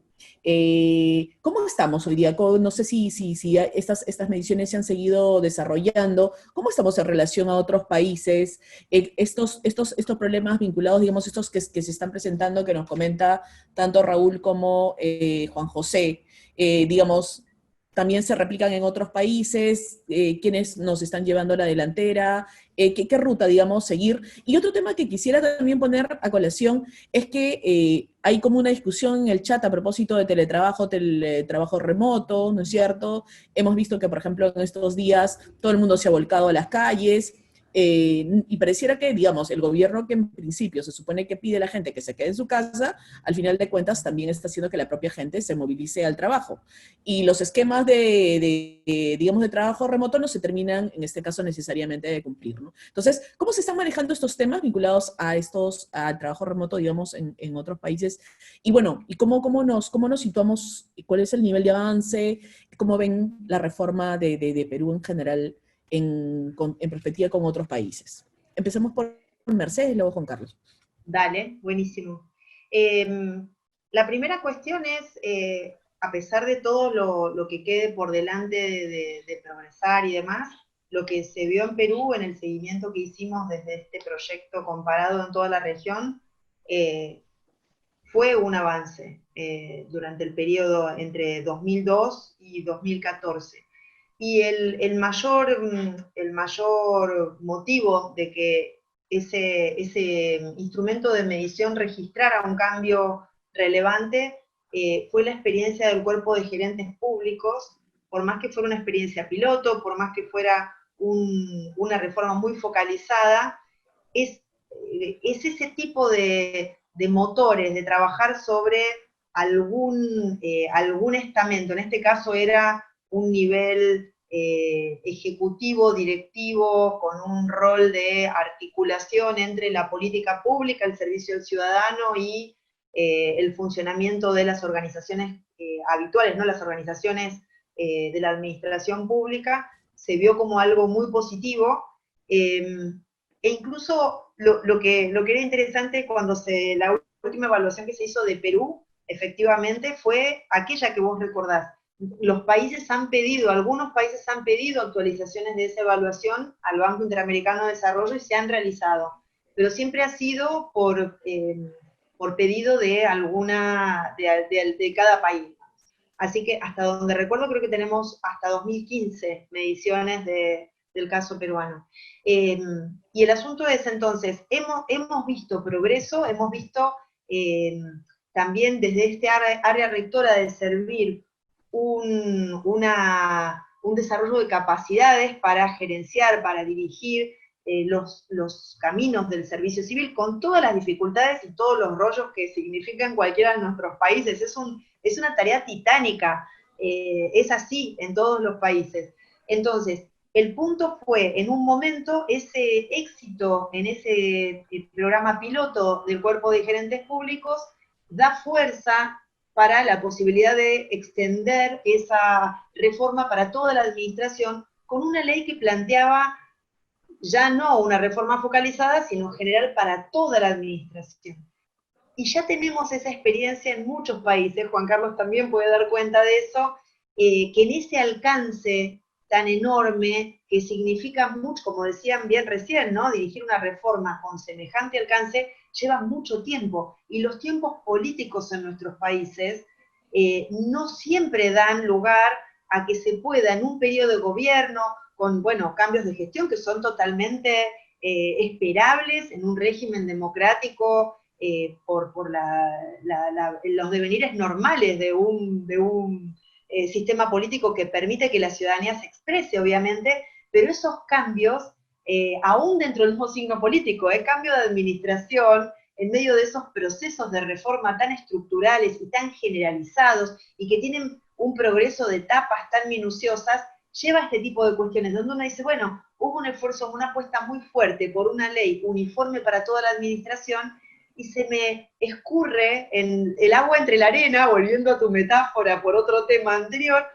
donde no logro todo este esfuerzo ver que se capitalice. Sin embargo, como bien recién decía Juan José, hay otro rol de ese área de servir, que tiene que ver con establecer criterios meritocráticos, no importa que sea en regímenes o en organizaciones que decidan tener sus propias reglas o logren un aval para que no les aplique la norma detallada, uniforme, que se había pensado en un momento, sino que la realidad, y a eso venía mi comentario, estaba anotando mientras veía también el chat, alguien preguntaba por ahí, muy bien, bueno, entonces, ¿cómo hacemos? Está bien, todo muy lindo, pero ¿cómo se hace? No hay un cómo se hace, no hay una receta, no hay un café para todos entre países, y no hay un café para todos en una administración nacional. Entonces, por un lado está la cuestión de las preferencias de las organizaciones por tener mayores grados de libertad. No jorobemos, pasa siempre. Yo quiero poner una norma para todos, y siempre va a haber una hoja de excepciones donde todos intentan anotarse para poder tener más grados de libertad en la gestión. Eso es universal. Ahora, eso por un lado. Pero por otro lado, también hay que tener en cuenta que desde un punto de vista de diseño, tal vez conviene establecer criterios generales y no embarcarnos en intentar armar un corsé que le calce a todas las organizaciones en paralelo, porque ya si a mí me preguntan qué es lo que nunca funcionó en la región, en América Latina, fueron las normas que intentan ser universales para toda la administración, cuando el objetivo en realidad también es uniformizar para poder organizar el caos reinante previo. Tiene una lógica, quiero tener una ley para todos, porque es un desbande, porque cada uno tiene reglas que terminan violando principios básicos para poder dar un buen servicio público. Pero tenemos que buscar la manera de que sin uniformizar forzado, que siempre da para que el agua se nos escurra por los pedacitos que dejamos libres, encontrar modos de establecer reglas meritocráticas y que no sean vulneradas, sobre todo en los dos puntos que mencionaron, porque yo estoy re de acuerdo, en el acceso y en el tema de las remuneraciones, que no haya las distorsiones brutales que tenemos en las administraciones respecto de el mismo trabajo pagado muy diferente. No importa que haya distintas maneras de establecer la relación laboral, el tema es que no sea una dispersión tan brutal, primero, de condiciones de trabajo y de pago, y por otro, que haya mérito y no mérito formal, no solamente acumulación de credenciales, sino mérito sustantivo, mérito de competencias requeridas para ejercer el rol. Esas son como las dos puntas más importantes, y esto de pensar en lo focalizado y en las reglas generales que sean cumplidas desde la especificidad de cada organismo, de cada sector en el Estado. Gracias, Mercedes. Juan Carlos, también has estado mirando a la región. ¿Qué reflexiones tienes a propósito de por dónde seguir?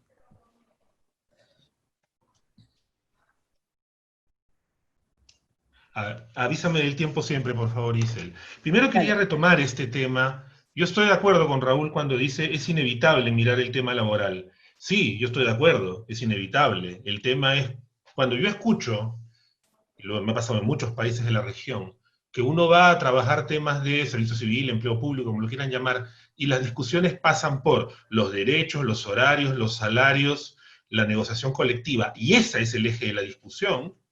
La sensación que yo tengo es que perdimos el norte. Es decir, cuando la discusión no está equilibrada con eficiencia, efectividad, qué vale más para los ciudadanos, qué es más urgente, cuáles son las políticas prioritarias donde tenemos que poner mejor gente, cuando no es esa la discusión que equipara, que hace equilibrio con lo otro, lo miramos desde el punto de vista del empleado. Un ejemplo del tipo de desviaciones a mi criterio que eso lleva, por ejemplo, la idea de la uniformidad. Este bendito mantra que se ha instalado en todos los servicios públicos de al mismo trabajo, igual remuneración. Ok, suena muy bien. Entonces yo digo, bueno, yo soy el encargado de compras del Ministerio de Educación y Giselle es la encargada de compras del Ministerio de Defensa. Claro, yo compro escritorios, libros, clips. Giselle compra tanques, aviones caza, destructores, helicópteros. La posibilidad de que presionen a Giselle, ¿no?, para hacer alguna cosita rara es mucho mayor que la posibilidad de que me la hagan a mí comprando escritorios. Entonces, lo que hace Giselle y lo que hago yo es lo mismo. Un abogado de dirección jurídica que trabaja en un área de alta complejidad y dificultad y riesgo, ¿está haciendo lo mismo que un empleado de área jurídica que trabaja de repente en otro tipo de área? No, no es lo mismo. Si lo miramos desde el punto de vista del servicio, si lo miramos desde el punto de vista de la función, que es lo que nos vincula con el ciudadano, con el usuario, la mirada es distinta. Y entonces cosas como que lo que hacemos es igual, no, no es igual, pues. Insisto, el Estado es la corporación más compleja de cualquier país. ¿Qué pretendemos? Que los que compran armas y los que compran medicamentos sea igual que comprar útiles de oficina. No es igual, aunque formalmente la función sea la misma. Eso es elemental. Por eso existe un mercado laboral que remunera de maneras distintas las labores. En fin, yo creo que entonces hay que equilibrar. No estoy en desacuerdo, Raúl. Es importante, no solo es inevitable. Pero a mí lo que me preocupa es que al final el foco termine estando ahí. Ojo, esto no pasa solo en Perú. Pero, por ejemplo, ya un dato, y perdona que vaya al punto, pero ya un dato que a mí me llama la atención es que los temas de servicio civil se dan en la Comisión de Trabajo. Porque ya eso te marca una cosa. Evidentemente, si lo miro en la Comisión de Trabajo, lo que va a predominar son los derechos laborales, lo cual está muy bien. Pero el tema excede lo laboral, largamente. Bien, el tema es la reforma. Definitivamente, como dijo, concuerdo bien con lo que dijo Mercedes, bueno, además trabajamos juntos en eso, en su momento, el Perú entre el 2008 y el 2013, 14, 15 estuvo avanzando en una reforma muy, muy, muy importante, muy novedosa, yo diría casi milagrosa en su momento, ¿no?, que partió de un esquema más de vamos resolviendo algunas áreas focalizadas, directivos, algo de evaluación, habían otros temas, y luego en un momento se abrió una ventana de oportunidad y salió esta ley de servicio civil. Yo varias veces lo he dicho, y no soy el único, es una de las mejores leyes de servicio civil que he leído en la región. Yo discrepo solamente con la parte de directivos, porque me parece que es un retroceso frente a lo que se aprendió en servir con el cuerpo de gerentes, porque devuelve la selección a etapas donde la meritocracia difícilmente se va a garantizar si se lo volvemos a entregar a cada ministerio que seleccione sus directivos. Pero en fin, lo demás, la verdad, a mí me sorprendió. Yo creo poco en las reformas tipo Big Bang, ¿no? Como decía Mercedes, vamos a arreglarlo todo, pero en el Perú apareció esta oportunidad y parecía que el Big Bang iba a ocurrir. Estaba la ley, se votó la ley, estaba el dinero para pasar, ¿no? Me acuerdo, el gobierno puso los recursos para el paso de un régimen a otro como incentivo para que las entidades pasaran. ¿Y qué pasó? Pasó algo que ya habíamos visto en otros países, en Uruguay, te recordarás, Mercedes, ¿no? Y yo esto lo digo porque en su momento se discutió, que fue armar en el papel, eso fue un error estratégico grave, armar en el papel un proceso de transición que quedaba lindo en el papel, pero que era hacer flotar un destructor en una bañera.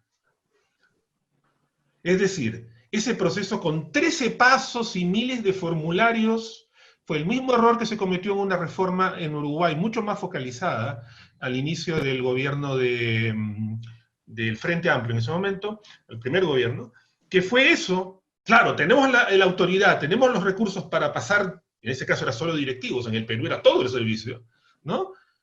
Pero no, primero hagamos el CAS, el PAS, el MAP, el CUAN, la estructura ideal, la misión, la visión y los valores, y el resultado es que si la ley es de 2013, estamos en el año 2020 y solo 7 entidades han pasado. Eso hay que reconocerlo, y yo quiero mucho a Servir, y lo vine a hacer, pero hay que reconocer que eso es un grave problema. Y en cierto sentido, encierra un fracaso, no irreversible, pero es un fracaso. Si en 6 años, teniendo el apoyo político que se tenía y teniendo los recursos, solo logramos que 7 entidades pasen, nos estamos disparando en el pie. ¿Ya? Yo creo que ahí hubo un error, yo creo que lo ideal hubiera sido, aprendiendo de experiencia de otros lados, hacer pasar a la mayor cantidad de entidades y ordenar después. Yo sé que eso no suena lógico, pero el mundo de las políticas públicas es como estar en la selva. Algunos, no sé, ¿cómo se abre una trocha en la selva? No se hace en línea recta, se hace por donde es más fácil romper la maleza. En este caso, claro, en el papel la trocha me queda derechita. En la realidad termino haciendo una U, ¿no? Entonces, aquí yo creo que hay un problema estratégico que no se ha resuelto. Creo que el proceso es muy lento, sometido a la lógica de que en el papel, sí, claro, evidentemente si voy a pasar personas, tiene que estar primero el puesto y el no sé qué y el no sé qué. El resultado es que no pasa nada, como pasó en Uruguay. Y si solo han pasado 7 entidades de no sé cuántas, eso quiere decir que ha pasado casi nada. Entonces yo creo que ahí hay un tema estratégico, creo que ahí el paso del régimen fue un gran problema, y el otro tema es el de las excepciones, sobre todo a los cargos de confianza. Evidentemente, las que más se han defendido al régimen son, paradójicamente, las entidades más fortalecidas por las reformas de los 90. Es decir, a mí no me sorprendió. Las que más iban a defender eran las que más poder tenían, porque eran las que más habían mejorado justamente con estas reformas de los 90. SUNAT, BCR de antes, las supervisoras, bla, bla, bla, bla. Bueno, el Congreso es lo que tiene poder. Lo que sí me parece mal es que Servir se haya exceptuado. Eso sí me parece que es pegarse en el pie mal. Es decir, si yo hago un régimen y lo personifico, ¿no? Yo mismo no me doy la excepción, porque entonces ¿cómo le pido a los demás que lo hagan? Entonces, yo creo que hay un tema de estrategia que es complicado. Si se quiere destrabar la reforma en el Perú del servicio civil, para que no quede, como dijo algún participante, como un nicho más de capa geológica, fosilizado, hay que destrabar el tema del paso. Y el tema del paso al nuevo régimen está trabado por miles de requisitos que en teoría son correctos, pero la realidad se burla de la teoría. Yo creo que es mucho más razonable, si hay acuerdo, pasar, y una vez que se pasa, ordenar. Y en el tema de directivos creo que hay que hacer algunas correcciones, porque lo más complicado con el tema de directivos, para evitar el tema de botín, como decía Mercedes, es el tema de la selección. Y la selección es un tema de aprendizaje. Si no queremos hacer una selección simplemente porque alguien tiene una maestría, un doctorado y 15 años de trabajo, o sea, papeles, acreditaciones, como queremos ir a las habilidades y a las capacidades, tenemos que tener un proceso de selección mucho más complejo. ¿Cuál es el problema de seleccionar directivos? El problema es que hay presión política, y por eso hay que aprender a defenderse de la presión política, bla, bla, bla. En el Perú comenzó a hacer bien. con el cuerpo de gerentes, que era una experiencia piloto destinada a terminar. Pero lo que la ley planteó es, volvamos al anterior, cada ministerio hace lo suyo, saludo a la bandera, es decir, juntar papeles, ¿no? Y sin ninguna candado que los defendiera en las presiones políticas. Entonces yo creo que eso... Luego, creo que hay un tema también complicado de foco.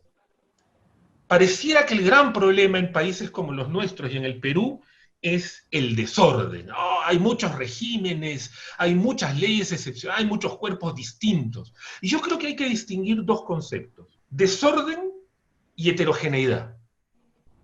El desorden es, como dicen los argentinos, Mercedes, despelote, ¿no? Todo mal mezclado.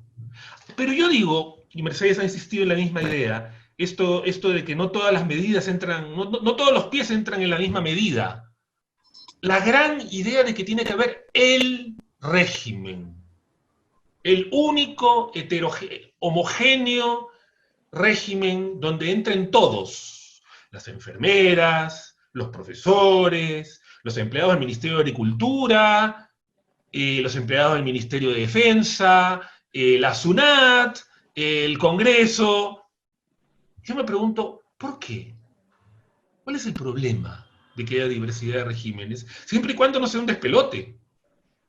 Yo creo, y estoy convencido, para todos los países de la región, que seguir buscando el régimen único es el santo grial. No vamos a alcanzarlo nunca. ¿Por qué? Porque la realidad es demasiado compleja. ¿Qué tiene que ver una enfermera en Caballococha con el director de salud, o sea, con una enfermera en un hospital de Lima, o todavía con un policía, o con un maestro, o con un empleado de servir?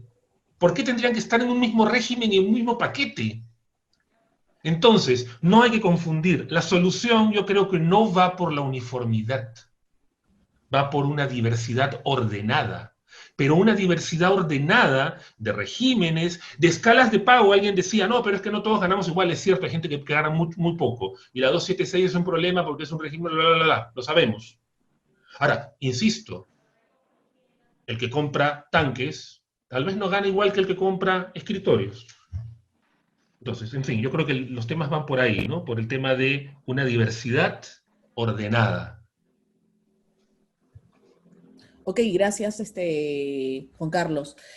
Bueno, vamos terminando. Ya estamos ya sobre la etapa final, y lo que les quisiera pedir ahora, digamos, de manera muy breve, son reflexiones finales respecto de lo que hemos conversado el día de hoy. De pronto, de repente, lo que podríamos pensar al momento de hacer sus reflexiones es cuál quisieran que fuese el titular de mañana, a partir, si es que esta conversación tuviera que traducirse en un titular mañana.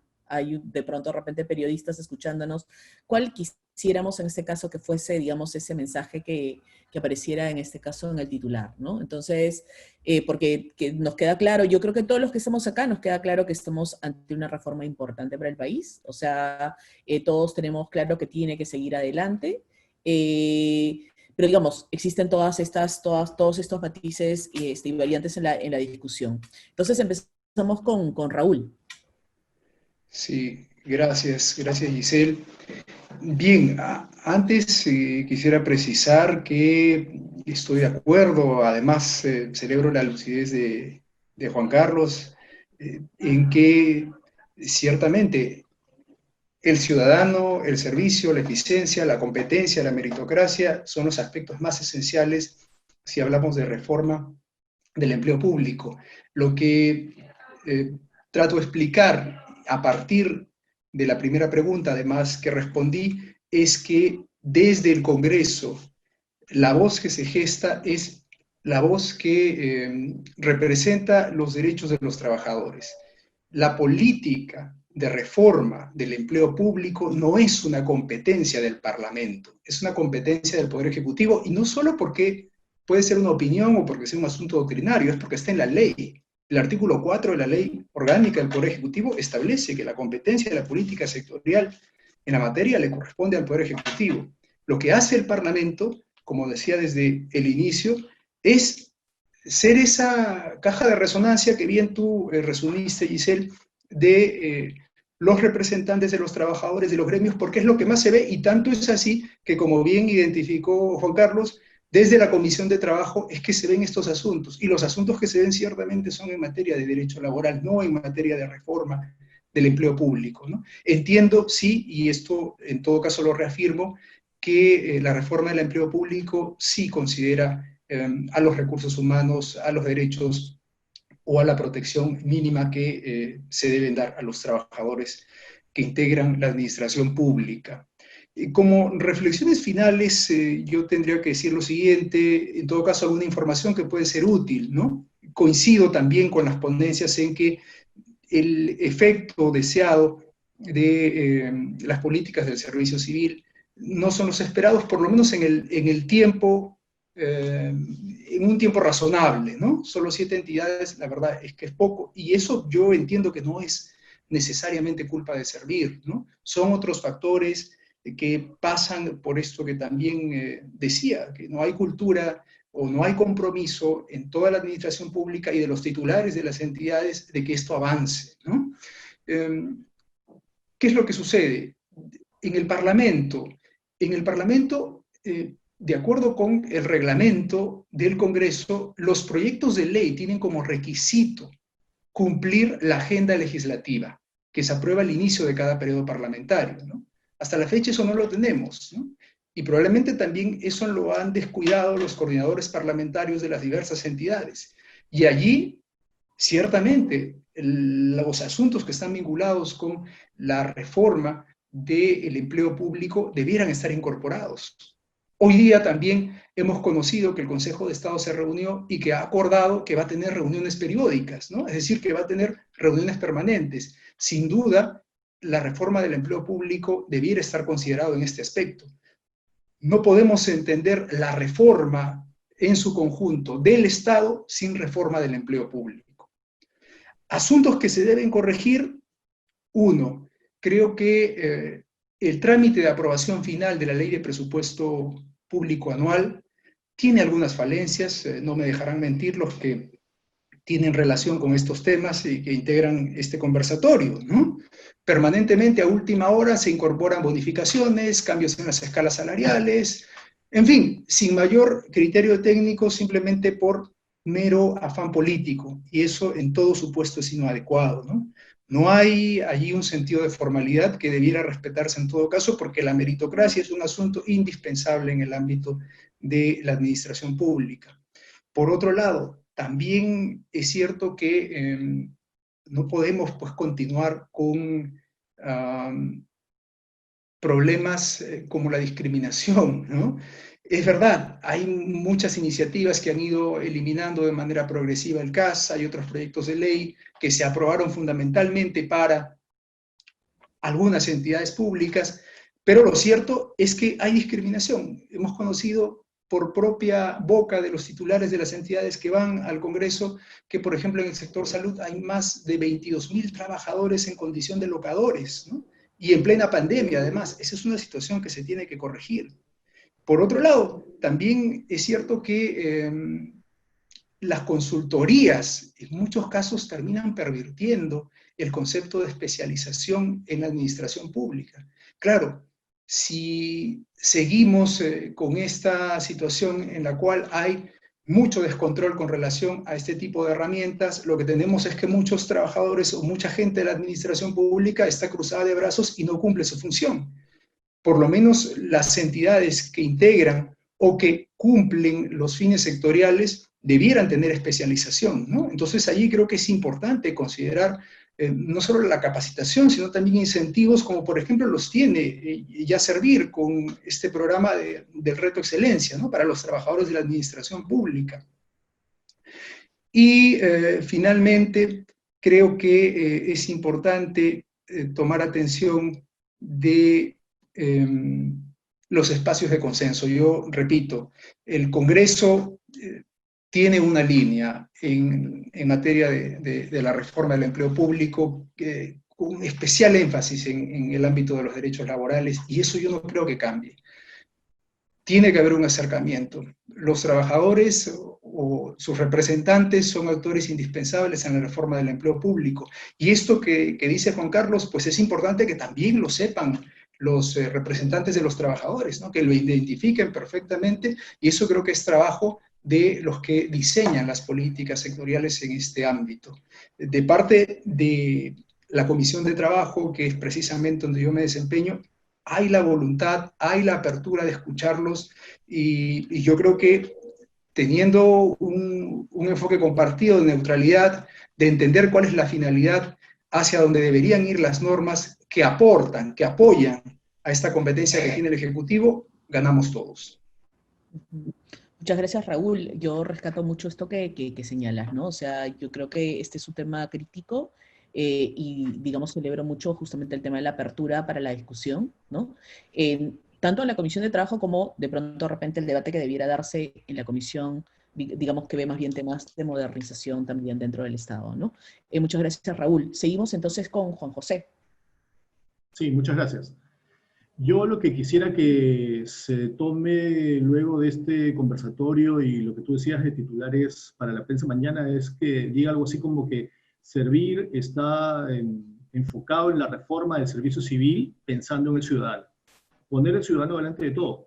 Para eso se hicieron grandes esfuerzos y hay que tener en cuenta que los cambios y las reformas en el sector público peruano, sobre todo en el tema del servicio civil, han tomado mucho tiempo. Retomo el informe que se hizo en la época del gobierno de transición de Valentín Paniagua en 2001. Como consecuencia de eso, en 2005 se dio la Ley Marco de Empleo Público, que esa ya fue una primera reforma frustrada, porque se llama Ley Marco porque iban a salir varias leyes más y al final nunca se dieron. El siguiente, digamos, paso que se dio en la siguiente ventana de oportunidad fue el año 2008 con la propia creación de Servir, la ley del servicio, la ley y el paquete de decretos legislativos que establecieron diversas normas vinculadas a hacer esta reforma y darle instrumentos a la autoridad de servicio civil para empezar a hacer reformas. Ahí se crea el cuerpo de gerentes públicos. Luego, la siguiente etapa o el siguiente paso en esta reforma fue la que se dio en el 2013 con la Ley de Servicio Civil. Y yo diría que ahora estamos en una cuarta etapa, una siguiente etapa en donde los hitos importantes son el decreto de urgencia 014 y el 016, porque estamos pensando justamente en generar mejoras en dos de los tres problemas principales que hemos detectado y que hemos diagnosticado. El ingreso de las personas a cualquiera de los regímenes dentro del servicio civil y el tema de incentivos, que ese es un tema que además ambos temas tienen que seguirse perfeccionando. O sea, hay marco legal, pero lo que se necesita es más supervisión. El Grupo Servir está en proceso de tránsito al régimen del servicio civil y entonces estamos ya también implementando eso en nuestra propia entidad. ¿Qué ha sucedido en general, yo diría, como corolario de la reforma del 2013? Efectivamente es una gran norma técnicamente, pero ha tenido avatares de diverso tipo en su momento. Efectivamente había recursos en su momento, pero en algún momento algo paró y ya no se pudo hacer esa migración masiva que se esperaba. Y habría que ver también si finalmente los recursos que se iban a destinar iban a alcanzar para hacer esta reforma del Big Bang. Lo que planteamos ahora son como decíamos, estos dos elementos. Rectoría para enfrentar esos problemas y la otra pata es seguir con este esfuerzo de implementación del nuevo régimen. Un punto que no había comentado es que el esfuerzo de gerentes públicos sigue vigente, porque claro, en el plazo inmediato hay que generar capacidad estatal, hay que generar capacidad de gestión, hay que generar resultados, y efectivamente ese instrumento que prácticamente nació con la Autoridad Nacional de Servicio Civil en el 2008, sigue estando vigente y de hecho estamos queriendo reimpulsarlo o darle el énfasis y la fuerza que tuvo en el comienzo. Entonces, esas son básicamente las tres cosas en las cuales estamos enfocados para, como decía, lograr que el servicio civil sea reformado en beneficio de la ciudadanía. Muchas gracias, Juan José. Mercedes. Vamos cerrando. Mi alma docente, con mi alma docente, yo escuché la consigna y me puse a pensar cómo escribir una oración. Estuve trabajando en eso. Muy buena la invitación, porque me parece que esto es lo que recorre estos comentarios que hemos hecho desde los cuatro que estuvimos respondiendo a este ida y vuelta de preguntas. El tema de la presencia, de la orientación al ciudadano aparece como algo que atraviesa todo esto. Y por otro lado, estas demandas que la situación de la pandemia presenta, que por un lado deja, como bien decían, devela muchas falencias, pero también pone el foco en lo importante que es el Estado para sostener toda esta situación muy extrema, sobre todo en la población más vulnerable. Entonces, la reivindicación del rol de los trabajadores de la salud pública, de la educación pública, aparece en el discurso desde un lugar que antes no se veía, con lo cual hay que ver como el vaso medio lleno y medio vacío, hay que ver las dos cosas, ¿no? Hay como una ventana de oportunidad también, pero siempre, fíjense que el rol positivo se ve desde la demanda ciudadana, desde la necesidad real, no de lo que se nos ocurrió en un escritorio que era bueno hacer porque sí. Entonces, si yo tuviera que buscar un titular, así como muy genérico, sería, pensando en el Perú mañana, ¿no? En el diario, servicio civil competente orientado al valor público, y que ese valor público se reemplace, que es un término muy abstracto, por lo que realmente la ciudadanía requiere durante o después de la pandemia o en el momento que sea. Esto que la ciudadanía tiene como objetivo, como foco, que en eso se vea claramente y que sea objeto de un titular la presencia, no necesariamente de toda la administración, pero sí de gestores públicos. Me parece que eso sería como un objetivo muy interesante. Muchas gracias, Mercedes. Súper. Juan Carlos, cerramos contigo. Si yo tuviera que poner un titular, sería una sola palabra: simplificar. La reforma en el servicio civil en el Perú tiene una direccionalidad por la ley y las cosas que se han hecho en Servir. Mantengo mi atingencia con el tema de directivos en la ley. Y coincido mucho con Raúl cuando dice ahorita la pelota no está tanto en manos del Congreso, no es un problema de mayor legislación, es un problema de ejecución, es un problema de puesta en marcha, y ese es un problema del Ejecutivo. Y yo creo que lo que hay que hacer, lo digo con absoluta claridad, es simplificar el proceso de paso de las entidades al nuevo régimen. Yo cuando estoy en Lima, porque vivo fuera del Perú, y voy y hablo con gente que trabaja en el servicio público en distintas entidades, me dicen mucho papel, mucho consultoría, mucho taller, y no pasa nada. Y de hecho no pasa, porque solo han pasado 7. Hay que simplificar. No digo que parte del trabajo de repensar la estructura, la organización y los puestos no haya que hacerlo, pero yo prefiero hacerlo con la gente metida en el nuevo régimen a con la gente antes del nuevo régimen, porque si no, el nuevo régimen no existe. Por más que sea ley, en la práctica, en la administración pública peruana, la nueva ley no existe, porque no hay entidades que estén en el nuevo régimen. Y mientras no hayan entidades que estén en el nuevo régimen, las cosas no existen. En nuestros países hay miles de cosas que tienen ley y no existen. Si queremos que exista, hay que simplificar el proceso. Ahora, hay otros escollos. Uno primero, hay un tema de estrategia. Yo creo que una cosa que se ha mostrado eficaz en algún otro país de la región, Chile fundamentalmente, algo hicieron en Uruguay, en Argentina se intentó también, es el tema de que el monstruo es tan grande del servicio civil. Es un elefante, un bicho tan grande que solo nos lo podemos comer por pedazos. Ahora, si yo quiero hacer algo con un elefante, probablemente la cola no sea lo más interesante, ¿no? Mejor comienzo por la cabeza, la trompa, una pata, algo más sustantivo. Bueno, esa parte más sustantiva son los directivos intermedios. Los superiores son más complicados, los directivos intermedios. Tiene grandes ventajas. Primero, que es una suerte de shock de capacidad de gestión y de servicio al ciudadano transversal a toda la administración pública. Segundo, tiene un costo fiscal acotado, conocible, porque uno de los grandes problemas para la reforma del servicio civil es el costo fiscal.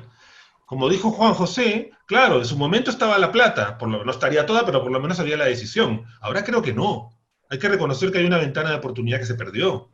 Entonces hay que recuperarla. Yo creo que la estrategia debe seguir focalizándose mucho por el lado de seguimiento, de selección, blindaje, seguimiento de buenos directivos. No me opongo que se avance en lo demás, pero la verdad que si no se avanza con el cerebro del elefante, difícil vamos a lograr que el elefante haga algo. Y para repartir bonos, el problema es que no muchas veces lo que faltan no son manos que faltan, sino buenas cabezas que dirijan la implementación. Los desafíos que tiene el país ahora, con los temas de desigualdad, pobreza, salud, pasan por capacidad de implementar. La capacidad del Perú para hacer buenas políticas, como lo muestra el Servicio Civil, ha mejorado harto. Pues nuestra capacidad para implementar, somos un arcabuz del siglo XVI. Y con eso queremos cazar un galgo, un guepardo. Entonces no va a funcionar. Hay que poner buenas capacidades directivas a nivel medio y bajo. Ahí lo fundamental. Eso es lo que va a tener impacto en servicios para los ciudadanos. Ahí es cuando el ciudadano lo va a sentir. Cuando hay algún directivo con sentido común, que cuando ve que la gente se agolpa en una fila, algo hay que hacer con la fila. ¿Ya? Son capacidades directivas básicas. Ahí hay que apuntar. Luego está el tema de los vetos. Un gran problema para las reformas complejas como la de servicios civiles, los vetos entre entidades. Aquí hay básicamente dos fundamentales. Servir, el MEF y la Secretaría de Gestión Pública se llama, ¿no? El Congreso, bueno, otras entidades también. Pero esas tres son las que tienen llaves y vetos. Tradicionalmente han habido vetos fiscales que se lograron levantar con lo del 2009 y el 2013 con la ley. Pero, por ejemplo, el caso que puso Juan José, que hasta ahora en el Perú no podamos contar cuántos servidores públicos hay, eso es porque por un lado camina la planilla y por otro lado camina la información que tiene Servir. Y a mí me consta, porque yo he estado en eso, que claro, el problema es de que el MEF no quiere soltar la planilla, ni siquiera le da la información a Servir. Cuando Servir la pide, no se la dan. Vetos. Mientras sigan habiendo esos vetos, tiene que ser una iniciativa de los tres. La reforma en su inicio, el año 2008-2009, flotó milagrosamente porque hubo alguna estrategia que permitió levantar esos vetos. Mientras esos vetos, que no se van para siempre, ¿no? Esos vetos vuelven a aparecer, eso es clave. El tema tercero de desorden, hay que distinguir desorden y heterogeneidad. El desorden es un problema cuando hacemos las cosas mal. La heterogeneidad es un dato de la realidad. Ahora, si queremos tapar la cordillera de los Andes y hacernos los locos, o el Océano Pacífico, y decir que no existe, y decir que lo mismo es la enfermera, que el militar, que el policía, que el maestro, y que el empleado de Servir y el empleado del MEF, bueno, hagámoslo, pero la realidad nos va a seguir sacando la lengua. La realidad se va a seguir burlando de nosotros. La realidad es que el Estado es muy diverso para meterlo en una sola caja, como decía Mercedes. Y por lo tanto hay que pensar en una diversidad ordenada, con regímenes, y hay un régimen general con cosas específicas. A mí no me asusta la diversidad, el desorden es el problema. Y luego, algo que yo creo que hay que tener muy, el riesgo de lo que en inglés se llaman el big thinking, el pensar a lo grande, el pensar bonito. Está bien, hay que hacer políticas con criterio, con orden, con lógica, pero cuando nos demoramos en pensar cómo será el grupo ocupacional del que abre la puerta, cuando ni siquiera tenemos directivos buenos seleccionados, algo está mal. Estamos trabajando para el papel. Entonces, menos big thinking, más énfasis en capacidades directivas para la implementación, que es lo que va a impactar en los servicios y los ciudadanos, y simplificar el paso de régimen, pero así, con machete. Es decir, hay demasiado. 13 pasos. Yo me acuerdo cuando vi ese gráfico por primera vez, 13 pasos me quise morir. Y se dijo y se discutió, pero claro, big thinking, en el papel se veía bien bonito, pero la realidad no se entera. Bueno, eso. Ok, listo. Muchas gracias, Juan Carlos. Bueno, nada. Yo les quiero agradecer por estar con nosotros esta noche. Le quiero agradecer también a las casi 300 personas que nos han acompañado durante, digamos, al inicio. Ahora estamos todavía con 270 personas, digamos que lo que demuestra que claramente este es un tema, digamos, de preocupación, de interés en general, ¿no? Si me quisiera quedar yo, digamos, con alguna de las frases que se han mencionado el día de hoy, el tema de la importancia del servicio civil orientado al ciudadano, o sea, el ciudadano como el centro de las acciones que en este caso desarrollamos, ¿no? El tema de ordenar en la diversidad, ¿no es cierto? Este servicio civil competente orientado al valor público, o sea, valor público en tanto justamente busca resolver los problemas públicos, y esto último que dijo Juan Carlos sobre simplificar. como universidad consideramos que es importante que encontremos estos espacios en los cuales justamente nos encontramos los diferentes actores, vemos cuáles son en este caso los motivos de cada, digamos que en este caso guían cada uno digamos, del trabajo que venimos desarrollando, ¿no es cierto? Y justamente generar estos espacios de encuentro para de pronto de repente descubrir que quizás estamos alineados y estamos en la misma línea y simplemente hay matices en términos de lo que vamos buscando, ¿no? Entonces, nada, agradecerle a Juan José, presidente de Servir, a Raúl, asesor de la Comisión de Trabajo, agradecerle a Juan Carlos, que ya es profesor en la Maestría de Gobierno y nos va a acompañar este siguiente semestre, y también a Mercedes, que cuando completemos todos los trámites burocráticos, espero que también nos acompañe como profesora este semestre en la Maestría en Gobierno y Políticas Públicas. Muy buenas noches con todos, espero que hayan disfrutado tanto como yo este webinar. Se me cuidan mucho. Quédense en casa, si es que pueden hacerlo, por favor, quédense en casa, no salgan. Si pueden teletrabajar, trabajo remoto, lo que sea, desde su casa, que todos los que podamos, es mejor que nos quedemos en casa. Muchas gracias con todos. Buenas noches. Muchísimas gracias. Hasta luego, gracias. Gracias, gracias. Muchas gracias. Gracias.